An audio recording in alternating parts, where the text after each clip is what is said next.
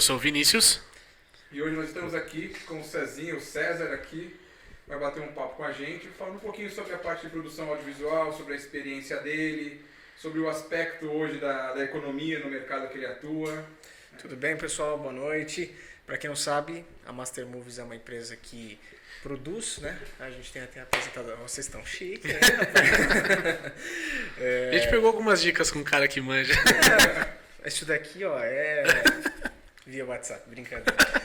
Vini, Felipe, é uma honra estar aqui. Muito bom a gente bater um papo do que a gente gosta, né? Falar um pouquinho de marketing, de audiovisual, frente a todas essas dificuldades, né, que a gente está vivendo. E isso, por mais que já fazia parte do, né, marketing, fazia parte do dia a dia de vocês, audiovisual fazia parte do meu dia a dia, mas a gente teve que se reinventar frente a tudo isso que está acontecendo.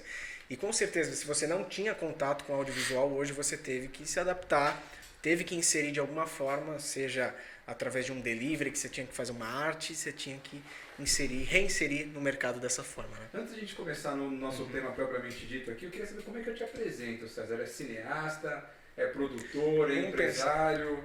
Vamos chamar de filmmaker e produtor audiovisual. Então estamos aqui com o César Abreu, filmmaker e produtor de audiovisual. E a gente que tá chique, né?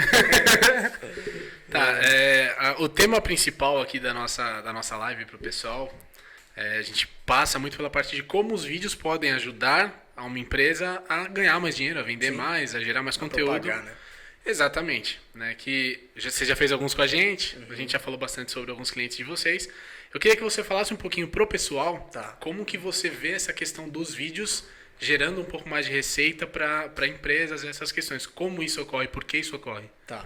Só falando um pouquinho da Master, que eu acabei me dispersando ali, a gente produz conteúdos audiovisuais para clientes, corporativos, festas, eventos, enfim. Então o nosso foco é atingir esses clientes de uma forma a converter em vendas, em produtos, que seja o que for, né, o objetivo do cliente. Então, voltando agora, sintetizando isso, né, a gente tem que pegar tudo qual que é o seu objetivo, qual que é o seu produto, o que você quer fazer, qual que é o serviço que você quer atingir, aonde você quer chegar. E aí, a partir disso, converter para uma ideia audiovisual e fazer com que essa ideia, né, você concatene essa ideia para ter um produto final. E agora, a gente tendo esse ponto, a gente vai conseguir focar nele e desenvolver nele. Me refaz a pergunta só para a gente sintetizar. Como os vídeos podem ajudar a sua empresa a ganhar dinheiro? E aí, lógico, né? Se você pegar, por exemplo, vamos pensar numa empresa, uma pizzaria, que não tem nada de audiovisual. Se ela está chegando no mercado, é lógico que ela vai utilizar do audiovisual para se mostrar. Seja lá com vídeo, seja com a produção de fotos dos seus produtos. Então a gente tem que usar. E aí, atrelado ao marketing digital, que vai propagar isso. Então é fundamental que, se você vai montar qualquer negócio, você tenha esse conteúdo para você conseguir se mostrar de uma forma positiva na internet. Não adianta nada a gente ter uma bela estrutura, 50 funcionários e você na internet está sendo mal visto. Na verdade, assim, o momento que a gente convidou o César para vir é um momento extremamente propício. Eu acredito, a gente fala bastante aqui, a gente vem comentado e falado bastante nessas lives, nessa série de conteúdos que a gente vem produzindo, conteúdos audiovisuais. E a gente percebeu que houve uma aceleração, digamos assim, do aspecto de digitalização do público brasileiro, até por conta da pandemia, está passando mais tempo em casa. Então a gente passou a consumir um pouco mais de conteúdo. E já era uma tendência, aí se a gente fala já era uma tendência, eu falo de 5 e 10 anos, o aumento no consumo de conteúdo audiovisual na internet. É óbvio que com essa pandemia houve uma aceleração. E não houve só uma aceleração para a produção de conteúdo, mas para o aspecto da profissionalização mesmo. Então, se eu tiver que apresentar um artista, um político, uma empresa, um produto, um serviço, quanto melhor eu apresentar, quanto mais bonito for o meu cartão de visita, melhor vai ser a imagem que eu vou deixar no mercado. Então, aproveitando este momento, e o César não está aqui à toa, também justamente por esse momento, porque realmente esse momento novo da economia que a gente está vivendo impactou bastante a produção de conteúdo audiovisual. Sim. Você percebe isso, César? Se a gente pegar como exemplo as ações, por exemplo, de Magazine Luiza, tiveram uma ascensão do grupo Via Varejo, que compõe aí Casas Bahia e outros holdings de e-commerce pelo mercado. A venda de computadores aumentou absurdamente, principalmente por conta de professores, pessoas que estão dando aula em casa, que precisam webcams. Essa câmerazinha da Logitech que está filmando a gente hoje em dia mosca branca, você não acha para vender. Quando acha R$ 1.200, uma câmera que custava 350. Então, assim, fomentou diversos nichos, diversos mercados, e hoje em dia a gente tem pessoas que nunca tinham dado uma aula frente ao computador utilizando isso. Então, o audiovisual não está só em você propagar a sua empresa de uma forma mais positiva, mas tem em você você se transformar, se retransformar para conseguir ganhar dinheiro em meio a tudo isso. Vou dar um exemplo claro. Meu pai dá aula há 45 anos e ele nunca tinha dado uma aula online. E aí, devido a tudo isso, simplesmente todos os cursos dele hoje são online, mas devido à pandemia. Então, ele teve que se readaptar e se reinventar, porque se ele ficasse parado, lógico que financeiramente isso ia ser bem afetado. Então, agora o pai virou aluno do filho. Mais ou menos isso. Isso é positivo. Né? É quase, né, só fazendo um parênteses, é quase quem assiste Dark, né? O fim ao começo e o começo ao fim. Tá tudo conectado. Que loucura essa série. Loucura. Mas isso é positivo, né? Essa adaptação pro digital eu vejo muito como uma coisa positiva, porque antes você tinha que perder o tempo para ir até o lugar, você já chega estressado e tal. Hoje não, hoje, você senta no seu computador ali, tá frio, põe o edredom, tá calor, fica de regata e vê a aula. E é engraçado que até quando alguém marca uma reunião presencial, hoje a gente já fica assim, sério que você vai me fazer ir até esse lugar? Né? Amanhã eu tenho que ir no WTC aqui perto. Eu falei assim, sério mesmo que a gente tem que fazer essa reunião presencial? Precisa. Deixa eu te perguntar, e assim, olhando um pouquinho de padrão, tá? Assim, ainda continuando nessa pergunta do Vini sobre como os vídeos podem ajudar as empresas, você viu uma diferença assim, desse momento econômico que a gente está vivendo, de assim, pandemia, pós-pandemia, nesse momento novo, desse econômico, social que a gente está vivendo, para a produção de material de audiovisual? Você acha que teve um antes e um depois? Olha, eu vi que os prazos ficaram cada vez mais escassos. Quem trabalha com produção de conteúdo sabe que os prazos são para ontem, tudo, né? Mas a gente vê, por exemplo, principalmente o que a gente teve assim, vamos pegar, né, desde o início da pandemia para eles entenderem. A gente tem no início assim uma quebra de faturamento de 50% ali por março, que é o quê? Os clientes fixos que faziam conteúdo tirarem ali o material. Colocaram o pé no freio. Aí a gente tem a presença de empresas, a gente atinge o setor farmacêutico, então com a Apsen, com a Biolab, Neoquímica, FQM, alguns clientes de indústria farmacêutica que a gente atende, produzindo conteúdo absurdamente para explicar dicas de prevenção relacionados ao Covid. Então, assim, como que a gente pode fazer para que o nosso produto seja um instrumento, por exemplo, para o cara aumentar a imunidade, seja um nutriente, alguma coisa que ele vai, uma vitamina ali que ele vai tomar. Então a gente tem esse segundo momento que é os clientes correndo atrás para produzir esse tipo de conteúdo. A gente tem um baque assim de 100% dos eventos cancelados. Então assim, eu tinha 58 eventos até o fim do ano, feiras, tudo cancelado. E aí a gente pega agora, depois desse baque, as empresas reajustando para eventos corporativos online. Então a gente pega tudo isso que a gente ia fazer presencial e transforma online. A gente estava até conversando aqui antes de começar a live com o Vinícius, falando que eu tô vindo de 36 horas de live ininterruptas, assim, na sexta, sábado e domingo. Praticamente dormindo 2 horinhas por noite, assim. Por quê? Porque era um simpósio que ele é sempre, a gente já faz há 3 anos, e ele é presencial, com umas 200 pessoas no auditório. E a gente atingiu 22 mil pessoas de forma online. E presencial então, quantas? Era uma média de 200. De 200? A gente já transmitia na época, mas olha só que louco isso. O ano passado a gente tinha 200 pessoas presenciais, os caras gastaram 450 mil reais para produzir esse evento, e a gente estava transmitindo também, a gente atingiu uma média de 200 pessoas na live. 200 presencial, 200 na live, 400 pessoas para 500 mil de investimento. Esse ano, lógico que a divulgação foi meio que em cima da hora, porque ele se tornou online em 3 meses antes do evento acontecer, que ele já estava com todo o escopo e tal de ser presencial, ia acontecer aqui no WTC também, como foi o ano passado e tal, beleza. Aí, esse ano, eles gastaram 60 mil reais para executar esse evento e a gente chegou a 22 mil pessoas de impacto. E detalhe, são 22 mil pagantes, não são 22 mil pessoas assim no YouTube que estão assistindo a live.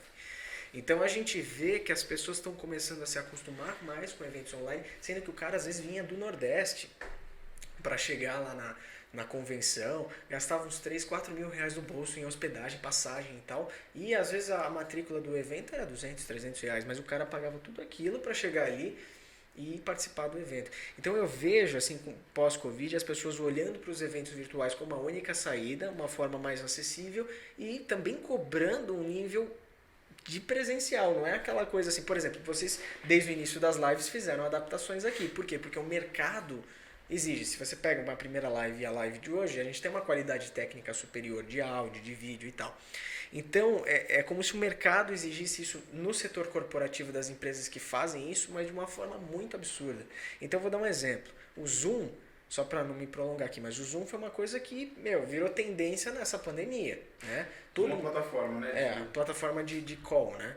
E aí, assim, vamos pensar, eu, pelo menos, sou de audiovisual, nunca tinha ouvido falar no Zoom antes da pandemia, não sei se vocês já tinham ouvido falar. Talvez o Meeting, né? Eu usava mais o WebEx para fazer algumas coisas, mas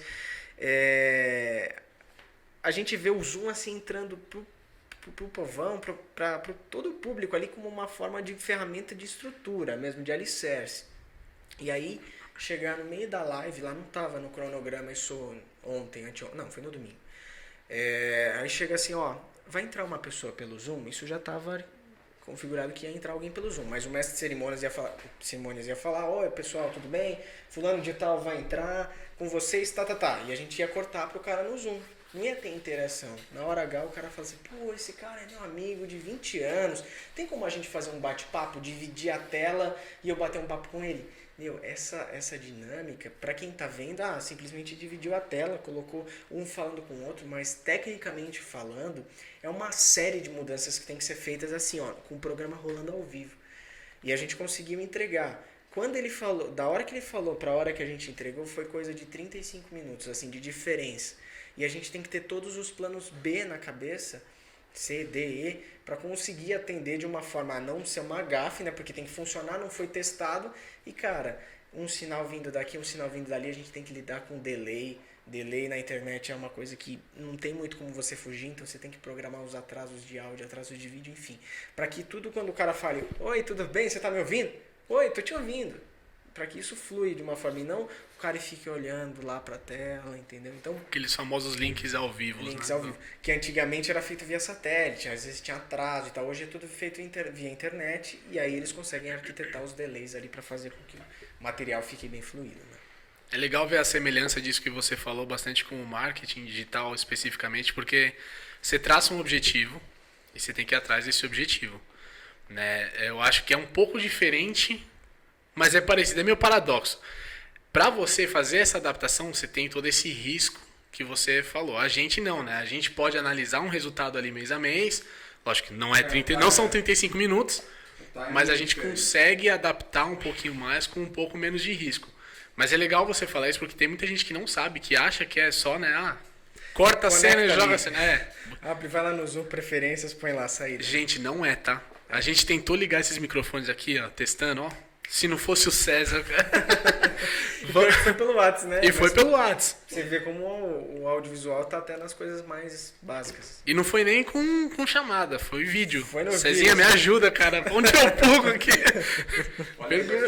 É vergonhoso pra quem tinha banda falar isso. Cezinha, vamos pro próximo tópico aqui.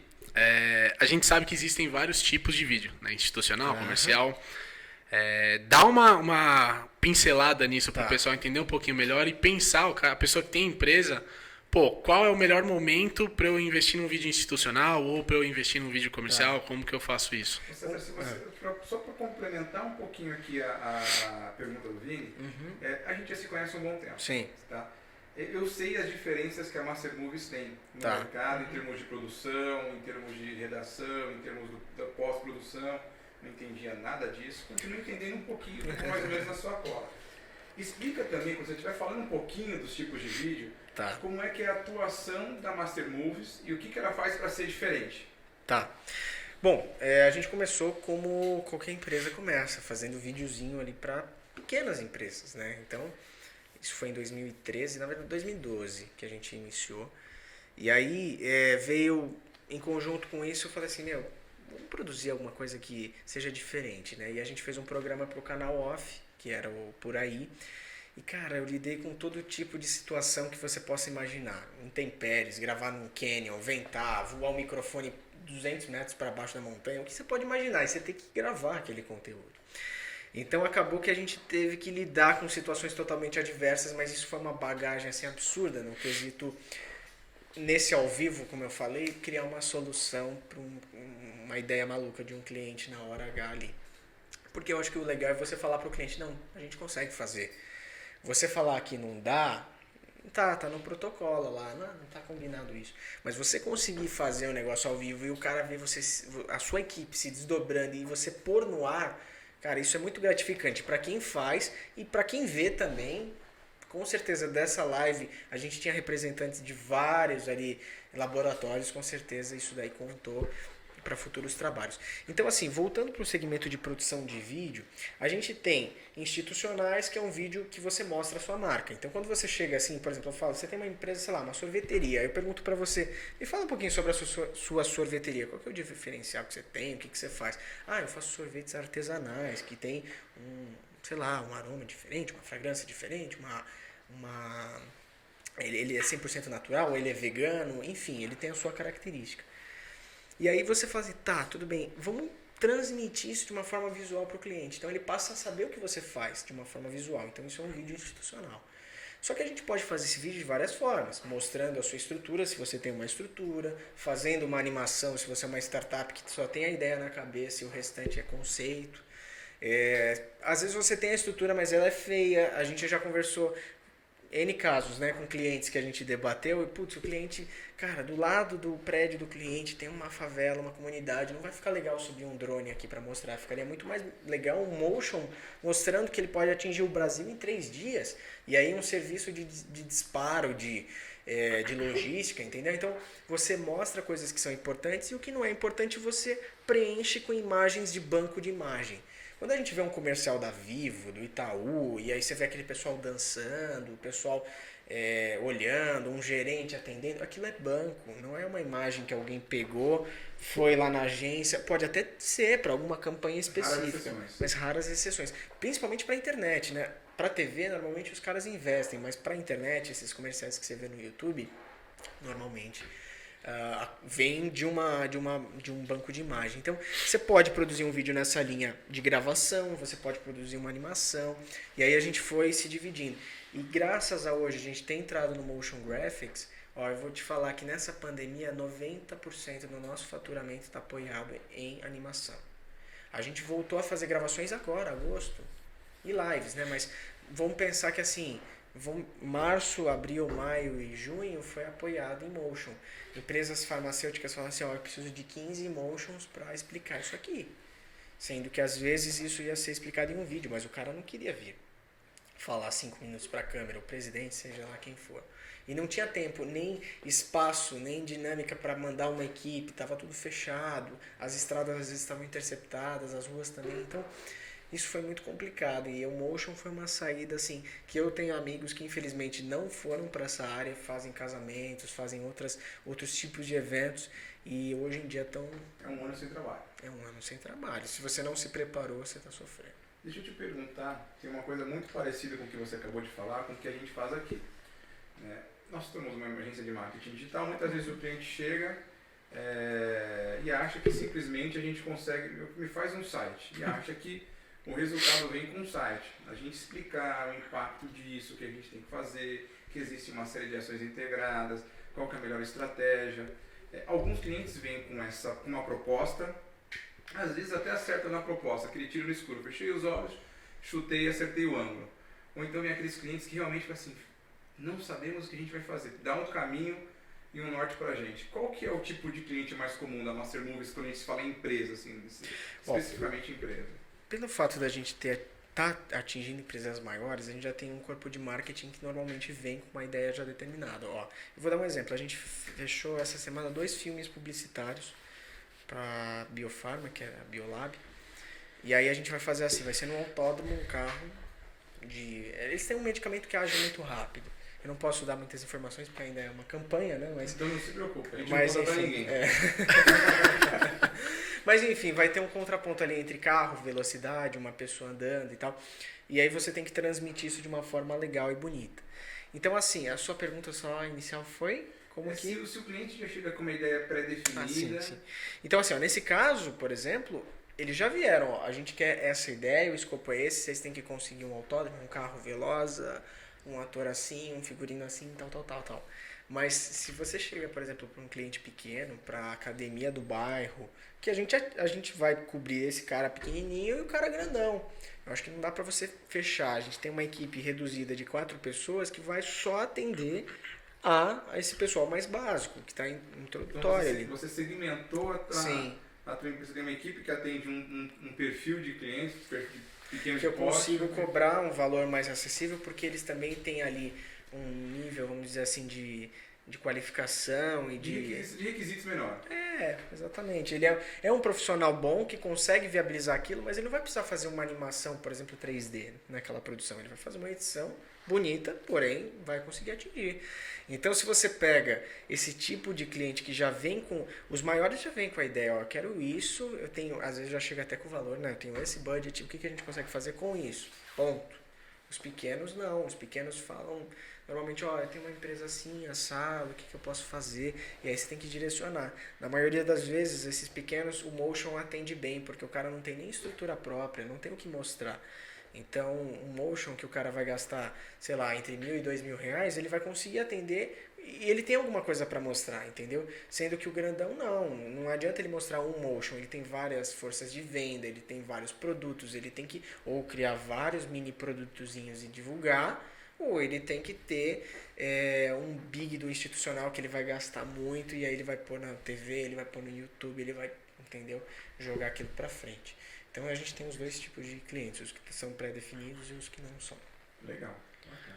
Isso acho que você já respondeu um pouco da próxima pergunta, mas como existem vários tipos de vídeo, né, como que essa pessoa pode, né, dando uma dica para quem não é essa empresa grande, que muitas vezes já vem com uma ideia formada, para o cara que é pequeno, a empresa que é pequena, já definir mais ou menos qual o tipo de vídeo que ele precisa ou o tipo de vídeo que ele pode ter no momento. Como que você pode dar essa dica para o pessoal definir isso?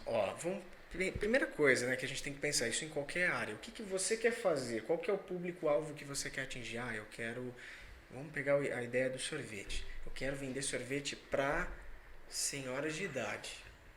É o foco. São sorvetes talvez mais vintage, sorvetes com brincadeiras e embalagens que relacionavam ao século passado, sei lá.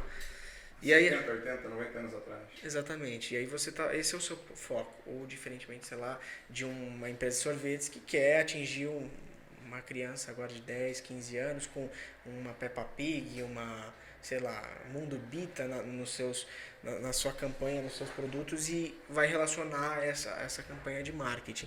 Então, assim, a partir desse momento que você definiu, não, eu quero atingir o público que são pessoas de 60, 80 anos que tem ali aquele foco. Aí a partir daí você vai fazer toda a sua produção de conteúdo em volta disso. Então as cores, as palhetas, a forma de você transmitir isso, as músicas, as trilhas, porque aí você começa a brincar com aquelas musiquinhas do sorvete, né, que é o carrinho do sorvete, com aquelas buzininhas e tal. Então você começa a trazer isso para que quando o cara veja, ele se identifique. Poxa, era uma coisa que eu gostava quando eu era criança.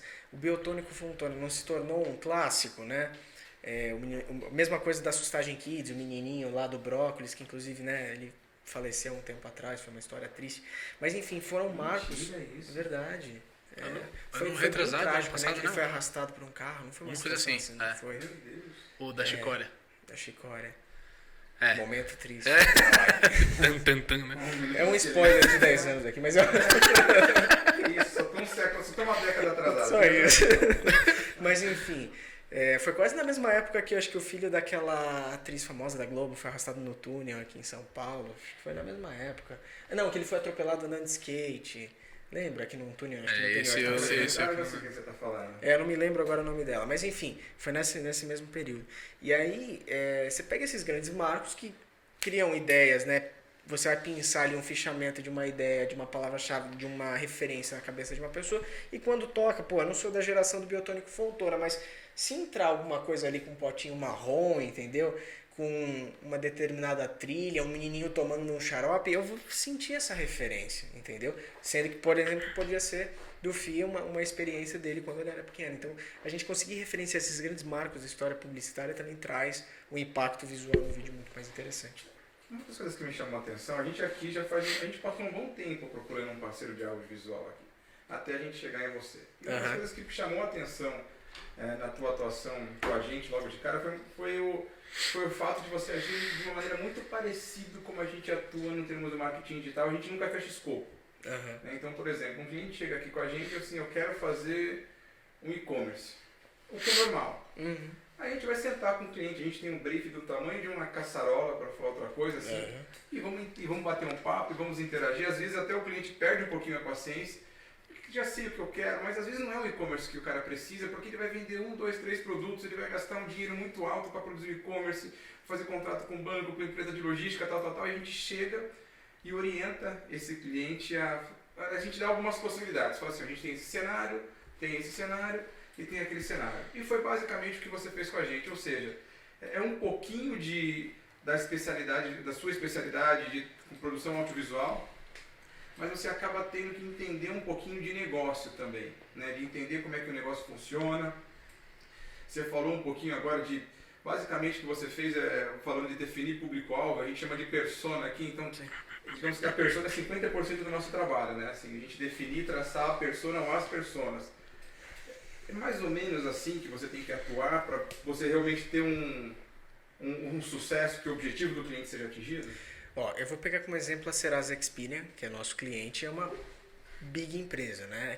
Que segue a Experian, que é uma multinacional, né? Então a antiga Serasa SPC Serasa foi comprada pela Experian, hoje em dia é Serasa Experian. Aquela que suja o seu nome, sabe? Todo mundo gosta. Até gela. Você já perdeu metade das pessoas. Aquela que manda, o seu score baixou porque você não pagou aquela conta, entendeu? E aí assim, a Serasa, por incrível que pareça, a gente faz, às vezes tem uma campanha, uma coisa assim, um vídeo, vamos supor, eu quero 10 vídeos. Eu nunca mando uma proposta só. Ó, é 5 mil, é 10 mil, é 20 mil. Não. Eu sempre mando 3 escopos. E é impressionante. Se a empresa for fazer, se for cumprir naquele prazo, ela vai fechar algum daqueles escopos. E você não vai ficar feio na sua produção. Aí que tá. Antigamente as pessoas... eu tô com medo de cobrar, sei lá, será que 15 mil é muito para esse tipo de projeto? Ou será que 10 mil é muito? Ou será que 20 mil, 100 mil é muito? E aí você põe assim, ó. Eu vou cobrar 12 mil nesse caso, porque a gente vai fazer tantos vídeos assim, mas de forma mais simplista. Com essa técnica, eu mando um vídeo relacionado àquela técnica. Aí eu pego um outro vídeo que seja relacionado, por exemplo, a um plano mediano, e aí eu ponho também, referencio. Eu vou dizer que 80% das vezes eles fecham no mais top, no plano mais top, mesmo tendo o orçamento mais alto. Então eu cheguei à seguinte conclusão. Obrigado pela dica, César. Muito obrigado. Mas assim... por que eu reparei isso? Porque quando você começa a agregar valor no seu trabalho, ó, você pode fazer isso, mas eu também ofereço isso, e você oferece isso. O cliente, quando ele tem o potencial, a Serasa tem uma verba lá, eles têm, sei lá, 500 mil reais para gastar por mês com marketing numa área. Cara, eles têm o dinheiro, eles têm que optar em como gastar. E se você agregar valor no seu conteúdo, eles vão pegar o seu conteúdo que tem maior valor e eles vão querer investir, porque para eles é importante se mostrar daquela forma. Diferentemente do que às vezes você fazer um evento que você vai lá e vai custar 100 mil reais aí para fazer. E aí fica naquela coisa, será que fecha, será que não fecha, será que vai ser bom pra gente, não vai ser bom?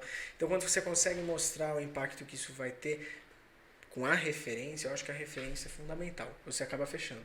E os caras sempre querem o melhor, aí que tá, aí tem uma competitividade entre áreas, que isso é muito bom.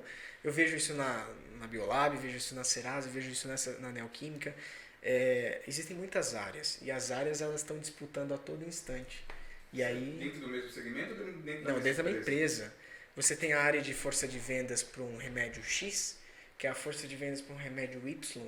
Que segmenta, a empresa farmacêutica segmenta as atuações por produto, assim, né? Na Serasa, por exemplo, você tem, umas 50 áreas dentro da mesma empresa. É como se fossem 50 CNPJs diferentes para atingir. Eles competem para ver quem suja mais nome? Mais ou menos. Ou para quem risca mais notinha de 100, né? Agora é de 200, né? É de 200. Pra você ver como a nossa moeda tá forte, né? Tá forte. Até gela, né? Vamos mudar de assunto, vamos para outro assunto. Senão a gente vai começar a ser polêmico, é capaz do nosso vídeo nem poder subir pro YouTube. Tem uma coisa, assim, a gente trabalha, aqui na Go a gente trabalha com duas vertentes. E outra similaridade que a gente tem, eu acho que acredito que o mercado de produção audiovisual. A gente tem a parte metodológica, que a gente pode chamar aqui de área de comunicação, que é a área onde o Vini atua, né? Sim. E aí a gente fala bem de padrão de comunicação, definição de persona. E a gente tem a parte de tecnologia que a gente tem que se manter constantemente atualizado, qual a melhor plataforma, qual a melhor linguagem de programação, né? Assim, aspectos quando a gente fala de SEO, de posicionamento, de carregamento de páginas, geração de links. Aí a gente automaticamente a gente tem que fazer um link direto, como é que eu otimizo esse resultado com a parte de produção de conteúdo ou com a parte visual, como é que eu otimizo tudo isso. E pra gente, a gente tem uma mecânica muito própria aqui de tentar se manter atualizado. Como é que a Master Movies, como é que você, César, se mantém atualizado? Assim, que tipo de... Primeiro, o que você considera um bom produto e como é que você faz para se manter atualizado?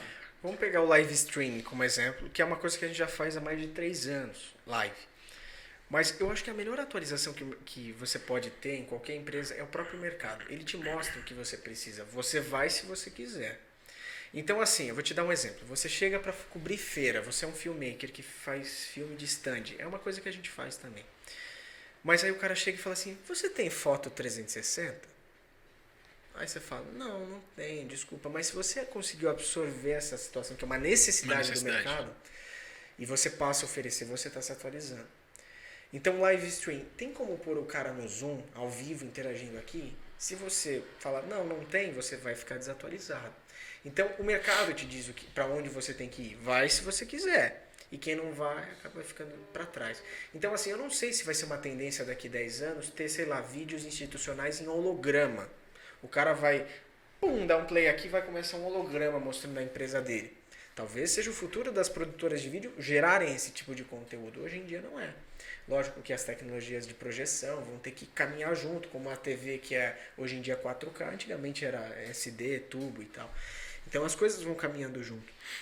E cabe às empresas e às pessoas que estão ali liderando essa empresa, desculpa, colocar isso em pauta e pensar ali. É aquilo que eu te falei do casamento. Eu conheço muita gente, assim, cinegrafista, que o cara é excelente, mas ele se fechou ao casamento. Casamento foi uma coisa que eu fiz no comecinho, edição de casamento, e depois eu caí fora. Porque assim, era uma coisa com os dias contados, da forma como a gente vê. Os clientes não querem pagar, é um sofrimento absurdo, você está correndo o risco de se perder aquele cartão de memória que você gravou o evento inteiro, uma multa de às vezes 2 vezes o que você ganhou, que não é muito comparado ao gasto que você vai ter para às vezes viagem, a lua de mel no fim do mundo, o cara tem que ir junto e tal. Não estou falando que é ruim viajar. Como é que vocês estão indo junto para a lua de mel com os caras? Às vezes sim, não eu, né? Mas o pessoal... Não, eu acho. Interessante, César. Nunca... Tem lua de mel fake também, você já viu? Vou dar um exemplo. O casal vai para a Austrália, mas aí você não vai pagar para o cinegrafista ir para a Austrália, obviamente. Aí ele faz aluga um iate em Ilha Bela, e aí pega um pôr do sol tal, lá, e eles estão andando, né, no iate, faz aqueles takes fake como se fosse a lua de mel deles, e aí depois eles vão viajando. César, eu casei em outubro do ano passado, eu tô me sentindo ludibriado. Esse é um mundo que eu desconhecia, assim, como é que é levar um cinegrafista pra lua de mel? Tipo, corta, tipo brasileirinho. Parou. O cara falou, esse aqui casou em Cancún, que não sei o que, você vai ver que foi em Santos, nada contra, mas foi em Santos, né?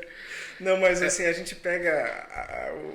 É muito bizarro. E fora que tem os preferidos das noivas, das cerimonialistas, é uma área muito chata de se trabalhar. E quando você pega esse pessoal pra gravar, o cinegrafista, eu quero aquilo, cinegrafista. Aí você vai ver quanto que é a sua diária, é 10 mil reais. Pô, cara, você tá pedindo o que eu peço pra fazer, às vezes, um vídeo pra uma empresa grande, entendeu? Então, é muito chato de lidar. Aí você faz um orçamento que no final, com esses bambambãs, só de custo você tem 60 mil reais. Você vai pedir 70? Você entendeu? Com toda a responsabilidade que você tem. Fala isso da multa que você acabou de falar.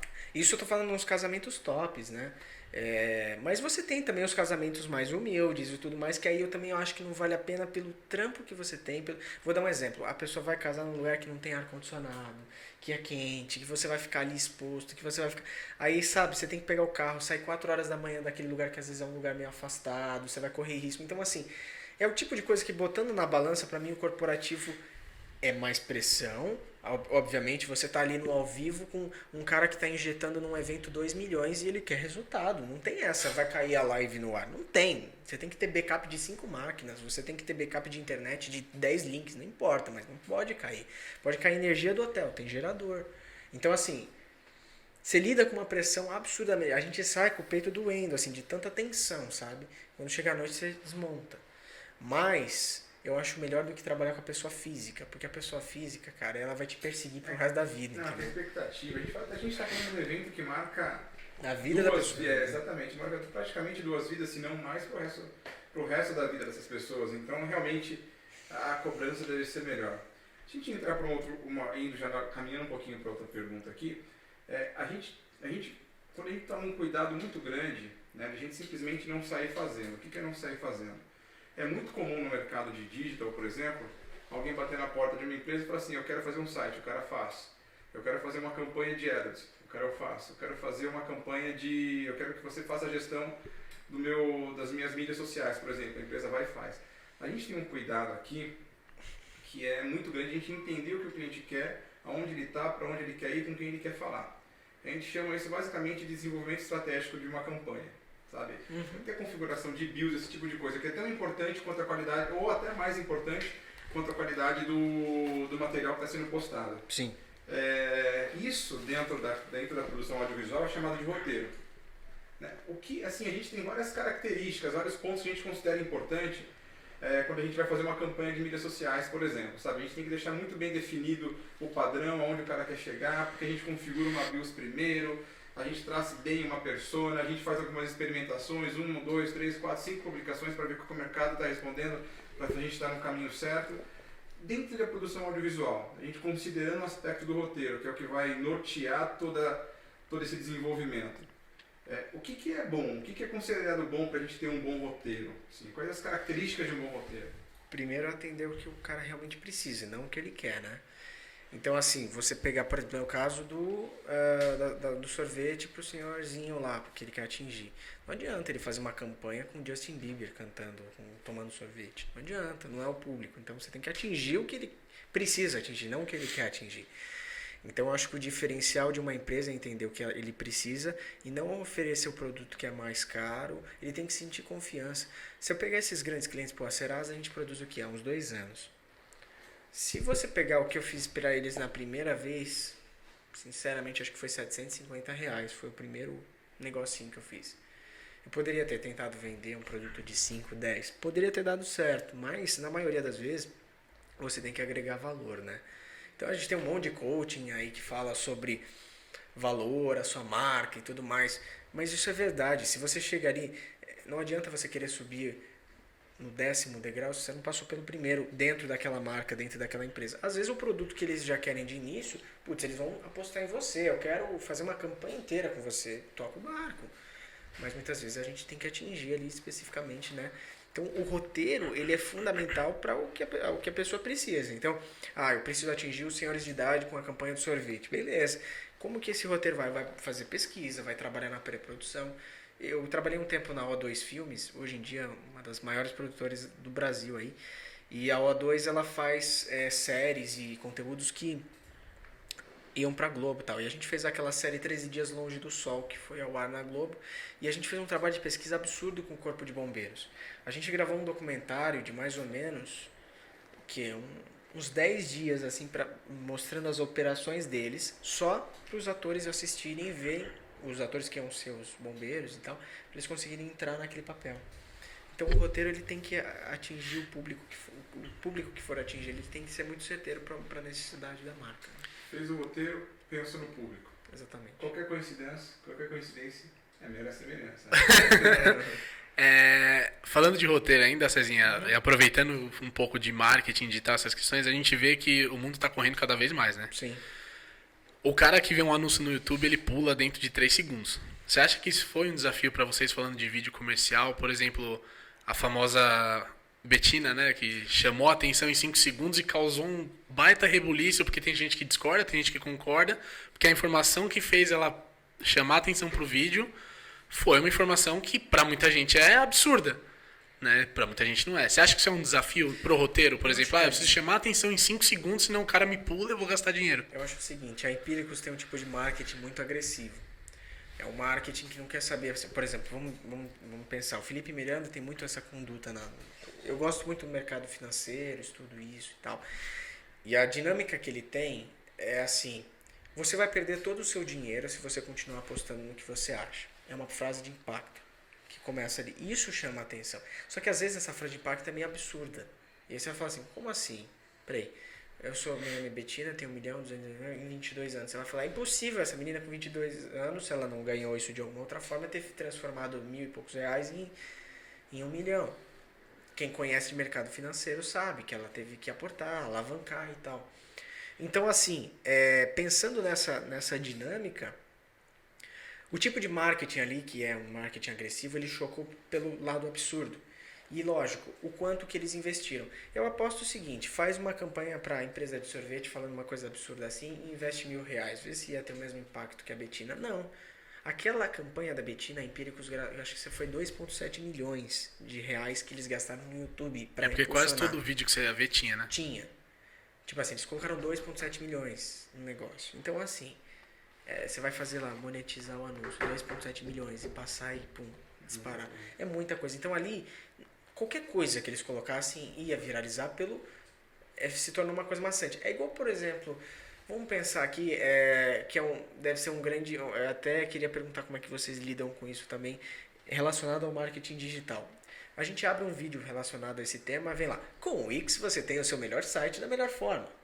E aí você abre um site do Wix lá, tem milhares de propagandas do Wix, de forma fácil, tal. E eu acho que deve ter também uma disputa muito grande dos clientes chegarem e falar, eu fiz um site aqui no Wix, só que ele não entende que às vezes não é o site ser bonito, mas é a forma que ele vai se propagar de forma orgânica e tudo mais. Então eu acho que, ali no caso da Betina, do seu exemplo, eles focaram no marketing agressivo e o investimento que tocou o negócio. Qualquer coisa ali que fosse, lógico, se não fosse uma coisa tão chocante, talvez não teria uma repercussão por tanto tempo, da gente estar falando isso 2 anos depois, 1 ano depois, mas ali com certeza foi o investimento que estava por trás. Eu pergunto, na verdade, porque a gente tem estudado bastante uma técnica de escrita que chama copywriting. Sim. E eles falam justamente sobre isso que você falou agora, de agregar valor, de mostrar valor, chamar a atenção logo de cara e falar, né, o que você quer falar logo de cara. Né? Porque antes tinha aquela questão que a gente fazia um texto, né, você lembra? A gente fala mais do geral, dá uma explicada, vai chamar a atenção do cara. Agora não, você tem que no primeiro parágrafo já mostrar pro cara a resposta e depois você explica. Então, você acha que isso impacta pro roteiro de um vídeo também, cara? Sim, e tem outra questão também. Você tem, por exemplo, o iFood, é só iFood e acabou o anúncio. É isso. É só a consolidação de marca. Eles não estão querendo atingir... não querem explicar nada. Eles só querem colocar aquilo na... Eles querem colocar as lancheirinhas na rua, indo atrás dos caras, dos entregadores, pra visualizar. Aí quando o cara tiver sem ter o que fazer ou sem ter o que pedir, ele vai vir na cabeça dele o iFood e tá lá vai no baixar. Subconsciente. Tá no subconsciente. É a Jequiti, né? É a Jequiti. A piscada da Jequiti. A gente tem uma limitada que hoje foi muito grande porque o nosso tempo avançou absurdamente. A gente tem pouquíssimo tempo aqui. Eu fiz aqui a gente tem algumas perguntas, mas eu vou na mais específica porque eu acho que a gente pode responder em conjunto. Aqui a Letícia fez a seguinte pergunta. Tem uma loja de bolos e tortas. Gostaria de entender como posso começar a ganhar dinheiro com vídeos durante a pandemia. Atualmente estou atendendo através das redes sociais. Eu acho que eu vou falar e provavelmente você vai fazer, eu vou levantar a bola e você vai chutar e vai fazer o gol com certeza. Né? Hoje a gente fala muito da produção de conteúdo. Sim. Né? Produção de conteúdo, e hoje as pessoas estão passando muito tempo em casa. Quem não cozinhava virou Masterchef. Sim. Não é verdade, Vini? Então. Quem casou na pandemia. Quem casou antes da pandemia. Então aí eu acho que tem uma possibilidade muito grande de produção de conteúdo para ela. O que você acha, Sam? Produção de qualquer que seja. No caso, assim, a gente vai pegar, por exemplo, bolos, né, e tortas. É uma coisa que dá muita audiência. As pessoas vão procurar como fazer um bolo de canela, como fazer um bolo de floresta negra. As pessoas procuram essas palavras. As palavras-chave são fundamentais, mas a qualidade do que você vai entregar é que vai segmentar se esse cara vai ficar ou não no seu canal. Se você pega, por exemplo, você vai fazer um vídeo sobre bolo floresta negra, bolo de, sei lá, de cenoura. Tem 1 milhão de bolos de cenoura. Como que você vai transmitir? Você pode fazer um bolo de cenoura com limão. Você já diminuiu a quantidade de bolos de cenoura com limão, porque é um diferencial. Mas não só na sua receita tem que ser um diferencial, como você vai transmitir. Se você é carismática, se você é uma pessoa que vai ali na frente e fala assim de forma, aqui eu tô colocando isso, tô colocando... Não. Pessoal, olha só o que eu tô pondo aqui, ó. Se a gente colocar isso aqui, e aí tem uma outra câmera que entra e mostra o que tá fazendo, a pessoa vê o empenho por parte do produtor e, consequentemente, ela dá valor a isso. Ela se inscreve, passa a acompanhar o seu conteúdo e, a longo prazo, isso vai impactar de uma forma positiva para você. Mais uma vez, o agregar valor, né? Agregar valor é sempre buscar um diferencial, que é o que a gente fala bastante.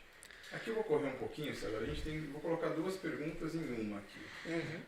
Como é que você vê os seus negócios nos dias atuais, né? Assim, vamos falar um pouquinho desse momento que a gente está vivendo e o que você projeta e o que você espera para o futuro. Eu penso assim, ó. A gente está passando por uma transformação e ela não vai ser uma transformação só disso, ela vai ser constante. A gente já tem empresas que estão aproveitando a pandemia para lançar coisas tecnológicas. A gente tem a Apple que anunciou ontem ou hoje que vai fazer aquele Glass, um Apple Glass lá, que é um relógio com tecnologia artificial. Isso vai fazer com que a gente tenha que converter todos os nossos sinais audiovisuais para tecnologias assim. Então eu vejo uma constante atualização de tudo. Você tem que estar estudando todo momento, a todo instante. Não tem aquela coisa de, eu faço audiovisual há 10 anos, 12 anos, 15 anos. Eu vou ver o Netflix aqui e olhar para o Netflix somente como conteúdo. Não, a gente tem que olhar para a técnica, para a câmera, para a linguagem, para tudo. É até chato quem trabalha com isso, porque fala assim, nossa, errou ali, tem um corte errado, ou tem uma passagem de foco que não ficou legal. Mas se você começa a entender, o mercado vai absorver isso. Sabe? A gente ficou... Na verdade, a gente passou o dia inteiro falando assim, não vamos passar vergonha, o César vem aí, hein? Cuidado, olha, configura tudo isso direitinho, deixa tudo bem feitinho, que o César vai vir aí. O cara entende do assunto. Isso é uma coisa interessante, porque na verdade, você matou 3 perguntas em uma, porque eu pensei que ia matar 2 e ia matar a terceira. Então eu falei, né, realmente assim, para esse pessoal hoje, que é esse pessoal que eu digo, é a gente, como nós aqui, apesar de sermos uma empresa de marketing, nós estamos engatinhando na parte de produção audiovisual, porque a gente entendeu que era o momento de a gente entrar no mercado e colaborar e contribuir de alguma maneira, porque o que a gente via hoje, assim, principalmente o motivo do bate-papo estratégico, que é o nome desse canal. Muito empresário, muito empreendedor, muito executivo de empresa desesperado.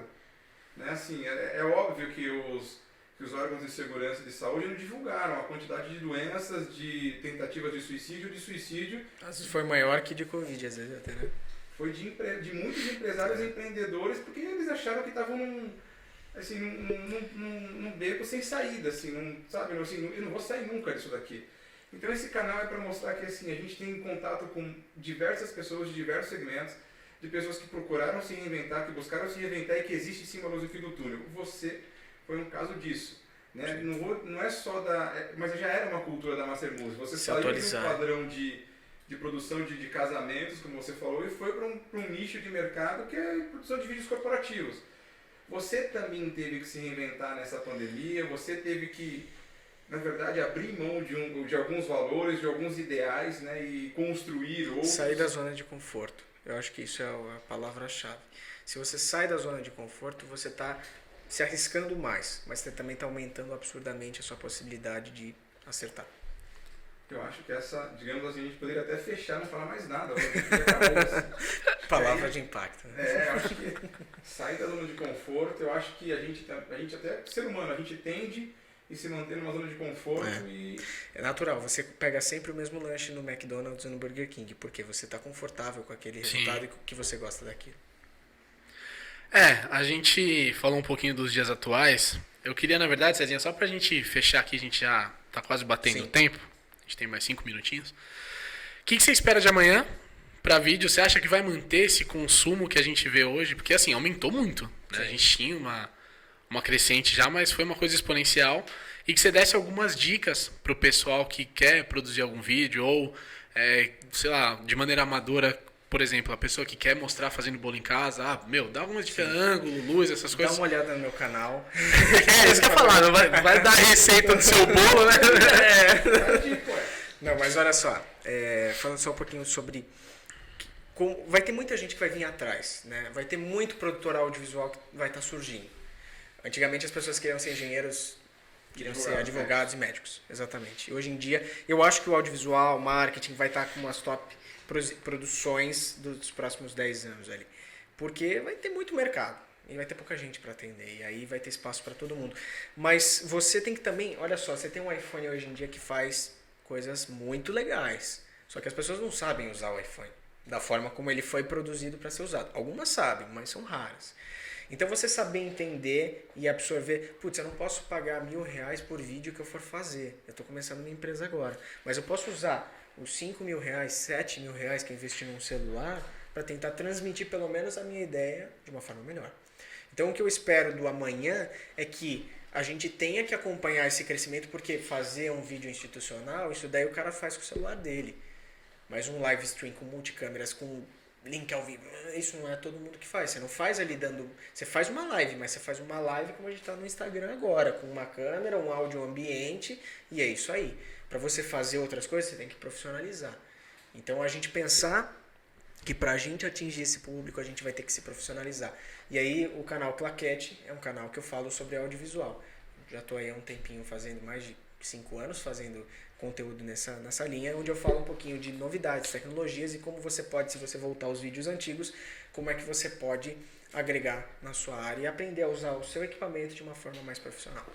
Então fica aí a dica para você que está querendo produzir ou entrar nesse segmento de audiovisual. Eu acho que é importante seguir algumas dicas que o César deu aqui, mas eu acho que a principal delas é saia da sua zona de conforto e a segunda, comece. Comece a fazer, a produzir algo. Não é fácil, mas é importante.